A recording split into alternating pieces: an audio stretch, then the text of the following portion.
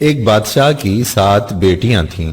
ایک دن بادشاہ بہت خوش ہوتا ہے اور اپنی 7 بیٹیوں کو بلا کر پوچھتا ہے کہ میں تم سے ایک سوال پوچھوں گا اور اگر جواب اچھا لگا تو تمہارا من چاہا انعام بھی دوں گا۔ سب ایک قطار میں کھڑی ہو جاؤ اور ایک ایک کر کے بتاؤ کہ تم کس کا دیا کھاتی ہو اور کس کا دیا پہنتی ہو۔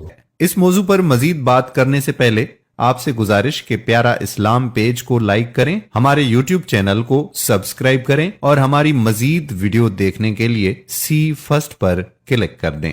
7 میں سے 6 بیٹیوں نے کہا کہ ابا حضور آپ کا دیا کھاتے ہیں اور آپ کا دیا پہنتے ہیں، آپ ہی کی وجہ سے ہماری یہ شان و شوکت ہے۔ یہ سن کر بادشاہ بہت خوش ہوا اور سب کو اس کی من پسند چیز دے دی۔ جب سب سے چھوٹی بیٹی کی باری آئی تو اس نے کہا کہ میں اللہ کا دیا کھاتی ہوں اور اپنی قسمت کا پہنتی ہوں اور یہ میرا نصیب ہے۔ بادشاہ یہ سنتے ہی آگ بگولا ہو گیا اور کہنے لگا کہ اے کمبخت، تو نے میری ناشکری کی ہے، تجھے اس کی سزا ضرور ملے گی۔ شہزادی نے کہا جو حکم ابا حضور۔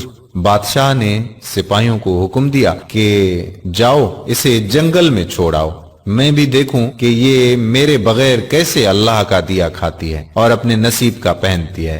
شہزادی سے تمام زیورات واپس لے لیے گئے اور خستہ حال کپڑوں میں بغیر کسی ساز و سامان کے بادشاہ کے حکم کے مطابق جنگل میں تنہا چھوڑ دیا گیا۔ سب سپاہی شہزادی کو چھوڑ کر واپس چلے گئے۔ شہزادی جنگل کو دیکھنے لگی، چاروں طرف درخت ہی درخت تھے اور دوپہر سے شام ہونے والی تھی کہ شہزادی نے سوچا کہ کیوں نہ کچھ لکڑیاں جمع کر لوں تاکہ رات کو آگ جلاؤں، پھر کوئی جنگلی جانور پاس نہیں آئے گا اور رات بھی گزر جائے گی۔ شہزادی جنگل میں لکڑیاں ڈھونڈنے چل پڑی۔ اس کی نظر ایک جھونپڑی پر پڑی جہاں باہر ایک بکری بندھی ہوئی تھی اور اندر سے کھانسی کی آواز آ رہی تھی۔ پہلے تو شہزادی بہت حیران ہوئی کہ اتنی ویران جگہ پر جھونپڑی۔ جب وہ جھونپڑی کے اندر داخل ہوئی تو کیا دیکھتی ہے کہ ایک بوڑھا ضعیف ایک چارپائی پر لیٹا ہے اور کھانستے کھانستے پانی پانی پانی پکار رہا ہے۔ شہزادی ادھر ادھر دیکھتی ہے تو کونے میں ایک پانی کا گھڑا پڑا ہوا ہوتا ہے۔ وہ گلاس میں پانی بھر کر بوڑھے ضعیف کو پلاتی ہے۔ اتنے میں بوڑھا ضعیف شہزادی سے پوچھتا ہے کہ بیٹی تم کون ہو اور اتنے بڑے جنگل میں تم اکیلی کیا کر رہی ہو؟ تب شہزادی اسے پورا ماجرا بتاتی ہے کہ وہ یہاں تک کیسے پہنچی۔ بوڑھا ضعیف اسے جھونپڑی میں ہی رہنے کا بولتا ہے اور کہتا ہے کہ میں شہر میں کام کرتا ہوں، صبح شہر چلا جاؤں گا اور 8 دن کے بعد آؤں گا، تم یہیں رہو اور جھونپڑی میں کھانے کا سامان ہے اور ندی پاس ہی ہے، تم وہاں سے گھڑا بھر لیا کرنا۔ صبح کو بوڑھا ضعیف شہر چلا جاتا ہے اور شہزادی یہاں اکیلی جھونپڑی میں سب صفائی کر کے بکری کا دودھ نکالتی ہے، آدھا اپنے لیے رکھ لیتی ہے اور آدھا باہر ایک کونے میں برتن میں ڈال کر رکھ لیتی ہے کہ رات کو کوئی جانور بھوکا یا پیاسا ہوگا تو پی لے گا، اور خود اندر آ کر سو جاتی ہے۔ صبح سویرے جب شہزادی اٹھتی ہے تو کیا دیکھتی ہے کہ دودھ کا برتن خالی اور پاس ایک لال پڑا ہے جو دیکھنے میں بہت ہی نایاب اور قیمتی معلوم ہوتا ہے، اور پاس ہی سانپ کے نشان بھی نظر آتے ہیں۔ تب شہزادی کو یاد آتا ہے کہ بچپن میں اس نے سنا تھا کہ جب کوئی نایاب سانپ بہت خوش ہوتا ہے تو ایک ایسا لال اگلتا ہے کہ جس کی قیمت ہیرے جواہرات سے بھی مہنگی ہوتی ہے۔ شہزادی بہت حیران ہوتی ہے اور دل میں سوچتی ہے کہ شاید سانپ بھوکا تھا، اس لیے وہ دودھ پی کر خوشی میں لال چھوڑ گیا۔ پھر وہ لال اٹھا کر اپنے پاس رکھ لیتی ہے اور پھر اگلی رات شہزادی برتن میں دودھ رکھ دیتی ہے اور اگلی صبح جب دیکھتی ہے تو پھر ایک لال ہوتا ہے۔ ایسے ہی کرتے کرتے 7 دن گزر جاتے ہیں اور شہزادی کے پاس 7 لال جمع ہو جاتے ہیں اور اس دن بوڑھا ضعیف بھی آ جاتا ہے۔ تب شہزادی اسے لال دکھاتی ہے اور سارا واقعہ بتاتی ہے اور بوڑھے ضعیف کو 3 لال دے دیتی ہے اور کہتی ہے کہ شہر جا کر یہ لال بیچ دو اور آتے وقت اپنے ساتھ محل بنانے والے مزدور لے کر آنا۔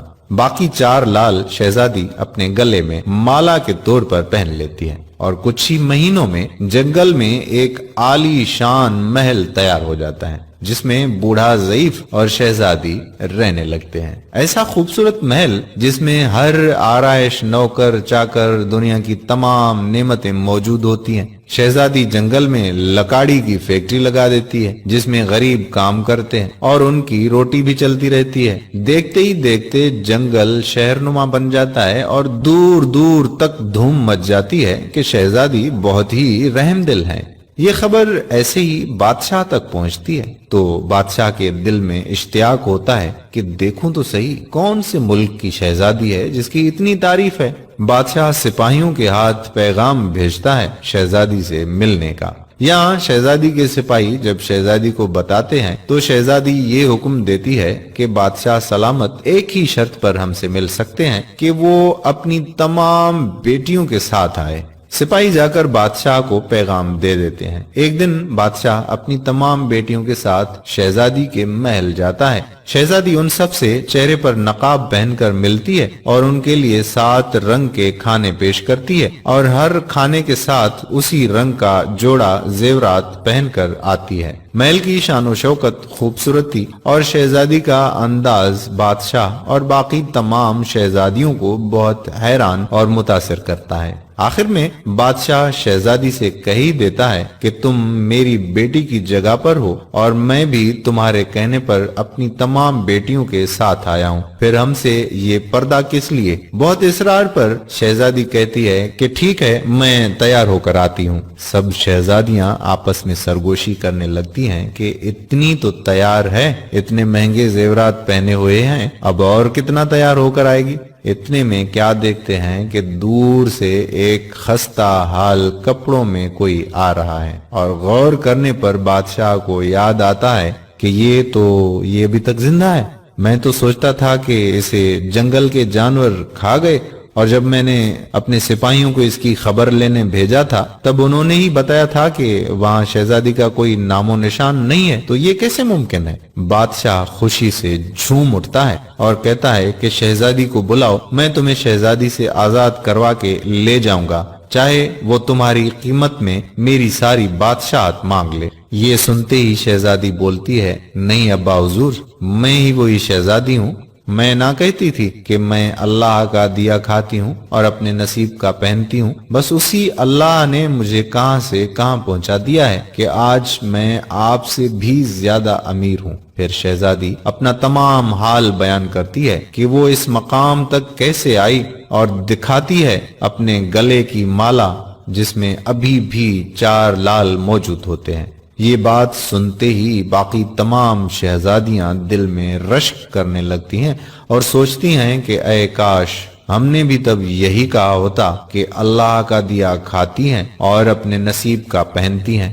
دوستو، ہمیشہ اللہ تعالیٰ کی ذات پر یقین رکھو، وہ جس حال میں بھی رکھے ہمیشہ شکر ادا کرو۔ آج کے اس دور میں بچوں کی ایسی تربیت کی بہت ہی زیادہ ضرورت ہے۔ بچوں کی آخرت کی فکر بھی والدین کو ایسے ہی کرنی چاہیے جیسے اپنی آخرت کی فکر کرتے ہیں۔